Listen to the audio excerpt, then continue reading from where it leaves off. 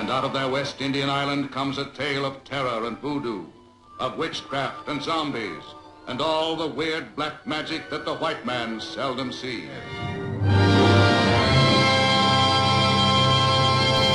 Okay, let's talk a little bit about this week's film, I Walked with a Zombie. In the early 1940s, Universal Studios had all the big guns when it came to monsters. They had Dracula, Frankenstein, the Wolfman, Phantom the Opera, and the Mummy, and they were packing movie theaters with them. Everybody was looking for escapist entertainment because it was the early 1940s, and this was happening. Of course, other studios wanted in on this box office action, and some found other classics like Island of Lost Souls and Dr. Jekyll and Mr. Hyde to adapt for cinema. But some studios, like RKO, didn't have the budgets to produce pricey horror properties with named talent. So what did they do?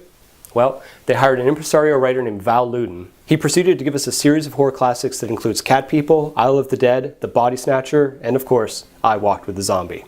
I Walked with a Zombie's story follows a Canadian nurse played by Frances Dee, who's sent to the fictional West Indies island of St. Sebastian to tend to the catatonic wife of a sugar plantation owner. What she finds there are family secrets, forbidden desire, and of course, zombies. Lewton was forced to use the title of a magazine article for the film, but discarded the story and instead chose to base the script largely on Charlotte Bronte's Jane Eyre. Okay, so I Walk with a Zombie is seriously one of my favorite films of all time. It's this tropical gothic story that grabs you from the beginning and fills you with dread and never lets up until the end. And it's got some seriously chilling moments. Director Jaques Tournier and cinematographer J. Roy Hunt managed to make what's basically a Caribbean paradise seem haunted and forsaken. The leg is almost always partially blocked by shutters or tree branches, and there's this constant wind that forebodes trouble. Inarguably though, the movie's single most arresting image is this guy, played by Darby Jones, an incredibly tall African-American actor who was in dozens of Hollywood films, usually typecast as tribal chieftains, witch doctors, cannibals, bellboys, and here, of course, a zombie.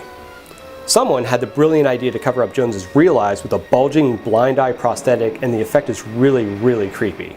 I'm still not sure how the guy saw where he was going. But this just reinforces Lewton's concept that sometimes the best special effect is a really unique performance by a talented actor. It's also worth mentioning that for a 40s Hollywood film, I Walked with a Zombie manages to depict the practice of what we now call voodoo with at least some authenticity, and without falling into a lot of the racial stereotypes and bigotry that mar a lot of films from this era. In fact, the story implicitly points out the racism of the plantation owners, who even had the arrogance to use the crest of a slave ship for yard art in their courtyard. To me, I Walked with a Zombie is an object lesson in how you create a moody, atmospheric, suspenseful masterpiece, and that's why it's on this list. I'm Jim Towns, and this is 66 Horror Flicks.